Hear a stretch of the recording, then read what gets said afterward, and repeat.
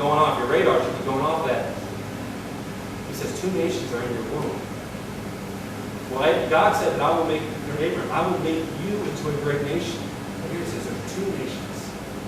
So one is going to receive the promise, and one is not. God says 2 nations are in your womb, and 2 people from within you shall be divided. Or to divide them. But one is going to be stronger than the other. The older shall serve the younger. So already God indicates what's going to happen. I am going to separate. There's these 2 children. Both of them will not receive the promise. They are going to be 2 separate nations. One is going to be stronger than the other one, to be older and serve the younger. God is going to reverse the birth order. In that culture, the first son received the birthright and the primary place in the home as the main son. So, like in the story of the prodigal son, or the story of the 2 sons, the younger son asks for his inheritance. His father gives it to him. He runs off and spends it all. The way that would have been divided, the older son received a double portion. So if it was just you and your brother, you were the younger one, you would receive like a quarter of the inheritance. The other one would receive 3/4 of the inheritance. So that's just the way that culture goes. But God here, He reverses the order. This indicates something about God. He is not bound by any of our cultural standards. He is not bound by any of our expectations. We do not place onto God our standards and say, you must, fit into this mold. God is king. He is sovereign over all things. And He says, I will make the younger one the recipient of the promise. The older one will serve Him. Completely reversing the order. Completely going against cultural standards. So the boys are born. And this birth story is very humorous. The first one, he's a red, hairy monster. I mean, so much so that when he's older, when Jacob deceives his father, his blind father Isaac, we all know that story where he deceives his blind father Isaac. He puts a sheepskin on his body and he feels him, and he's like, well, that's my son. He's that hairy. So he was born hairy, just this big, hairy, red monster. But not only that, as they're pulling him out, birthing out, they see a little hand gripping his heel. Jacob, the struggle is still going on. Jacob does not want to be born last. He's trying to pull him back in so he can be born first. And that's where he gets his name. Esau gets his name. There's several names, red, hairy, all that can be thrown into that. Jacob, his name kind of, as a side note, in this time period, names reflected either circumstances that you were in or characteristics, and in both cases it was there. Esau was a hairy monster, so he named Esau. Jacob was a cheater, deceiver. Jacob literally means he grasps the heel. He is, and not only, there's several things. He's trying to pull his brother back in, and he's also not coming out through his own efforts. He's letting, well, if I can't be first, at least, hey, I'm going to grab on and make it a little bit easier ride for me. And so you have this sense that Jacob is going to grow up to be a schemer, a deceiver, kind of an opportunistic type of guy, and we'll see that later on in this text. So they're born, they're given their names, and they grow up.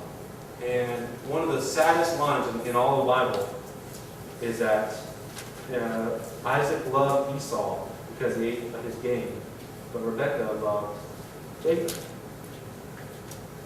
When the boys grew up, they were twins. When the boys grew up, Isaac favored the one, and Rebekah favored the other. Now, they both grew up unique in their own sort of way. Esau became a man of the field, became a hunter, an outdoorsman. Many of you here probably would have more in common with Esau.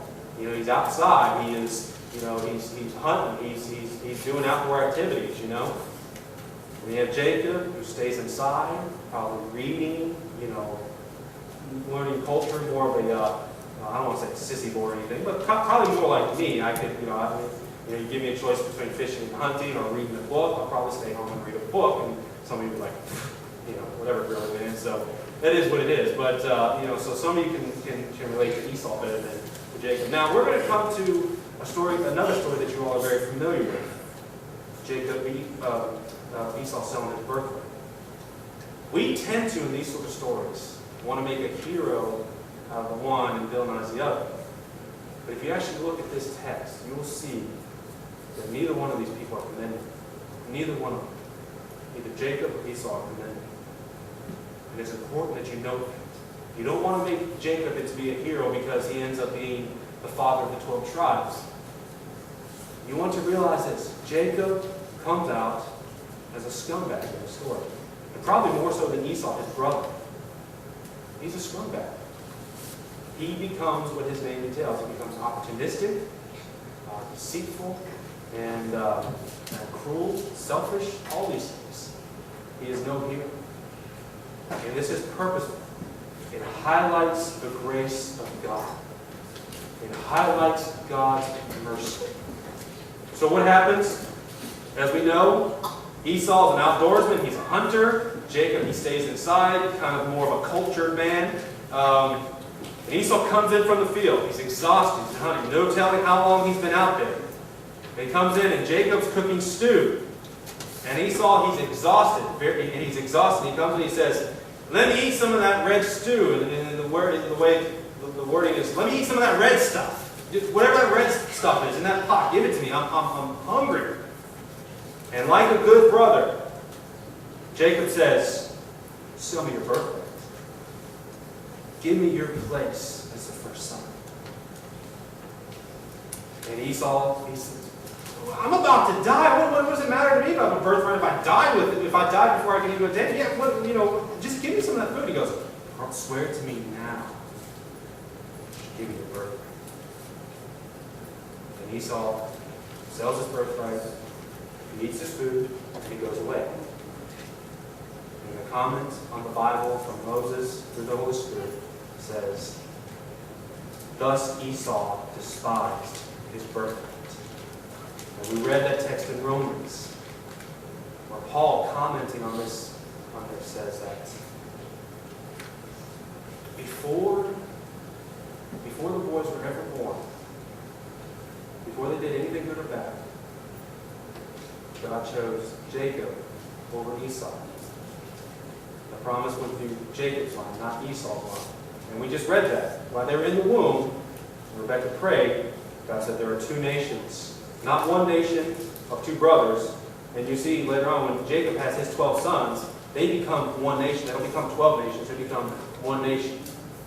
But in Rebekah's womb, there are two separate nations. One is going to be chosen over the other. We said, why? Why? And Paul even answers that. He even asks, he goes, can we find fault in God? No. Is there unfairness in God? No. It all has to do with God's mercy. It all has to do with God's love and forgiveness. This is a difficult concept. This is hard. I've labored over this, how I wanted to frame this, because I can say the wrong thing, give you the wrong impression, or I can say the wrong thing and get myself in trouble. What's happening here? What's happening here? You have to understand, these two boys were raised in a family that no doubt received instruction from Abraham, their grandfather, who spoke with the Lord, who received the promises, great promises. In Genesis chapter 12, God spoke to him, called him out of Ur of the Chaldees, and said, I'm going to go to a land that I'm going to show you. I'm going to give you that land to possess. I'm going to make you a great nation. Then in chapter 15, after Abraham won a major battle, well, not a major battle, but a significant battle, he's doubting and he's kind of lamenting some of the life circumstances. And God says, fear not, your reward will be very great. And God said, and Abraham says, how will I know? He said, look to the stars. Count them, so shall your offspring be. And then he has the ceremony of the covenant where he cuts the animals in half, and God alone walks through the pieces of the animals, saying, I will fulfill my promises to you, or else I'll be made like these animals, cut in half, torn in two. And then in Genesis 17, you have the covenant of circumcision. In Genesis chapter 22, the sacrifice of Isaac, where God reiterates his covenant, provides his own sacrifice, and not Isaac, he provides a ram caught in the thicket. Abraham no doubt taught these to these boys in their 15 years of life that they had with him. No doubt. Isaac no doubt told the boys the story of what it was like to go up on that mountain, What it was like to be bound and laid onto the pyre, and God providing a sacrifice for them. No doubt they were told of the promises of God in their families. And so when Esau comes in hungry, and he says, "Give me your stew," and Jacob says, "Sell me your birthright." You see who believes the promises and who doesn't. Both are sinful. Both men are sinners. I think Jacob comes across worse than Esau does. As I was thinking this, I was thinking of an example of what kind of man Jacob is. There's a guy I know, I'm not going to name his name because some of you may know him. He is not unintelligent, but he's very lazy. I'm not talking about physically, I'm talking about just in his brain. It doesn't matter what you're talking about. It does not matter. If you are addressing him in any formal sense, so whether you're a pastor, Sunday school teacher, math teacher, if you address him in any formal sense, I do believe he has conditioned himself to be incapable of listening to you. Just glosses over and, the words bounce off his head. If he's interested in something, he'll listen. I mean, even if you were to turn on the television and a program would be on, it doesn't matter how interested it is in him, except Dukes has, he's a big fan of that. He'll watch the show, and I don't think he'll be able to tell you a thing about the show. Just the lights will flash, and it'll make its noise and do its thing, and he's just created in himself this lazy response to any kind of formal teaching. And I kind of probably see that with Esau. Now, he's very similar. He likes to be outdoors, likes to hunt, ride four-wheelers, do his thing. I kind of see that possibly in Esau, where maybe Esau was just, not that he was unintelligent, but just that, he's just not geared to listen. He's not trained himself to learn and to listen. And so when someone's speaking to him, it just sort of like, goes into some sort of fog and disappears. He's looking at you. Maybe he'll nod, wipe the drool off his face, but he's just not listening. And then but Jacob, the schemer, the deceiver, he probably observed everything about his surroundings. He probably listened and noticed every single detail. He walks into the room and he knows exactly what's in that room. When someone talks to him, he doesn't just listen to what you're saying. He's listening to what you're not saying, what you should have been saying, what's implied in what you're saying, what could be interpreted in what you're saying. And he is scheming every single avenue.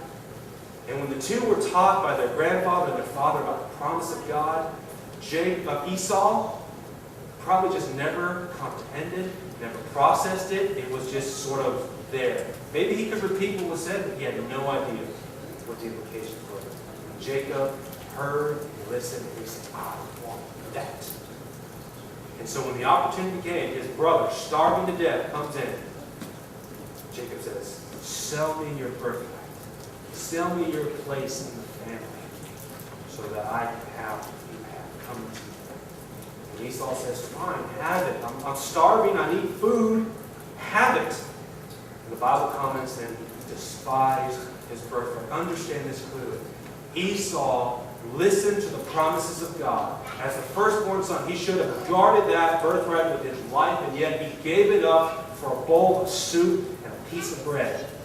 And it says he despised the birthright. He did not believe the promise. But Jacob did. Now you have to say, but Jacob, you just said Jacob is a scumbag. He is. He is.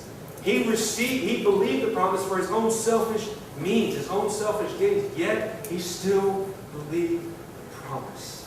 And it is through the promise that God worked. That God said, "Will my blessing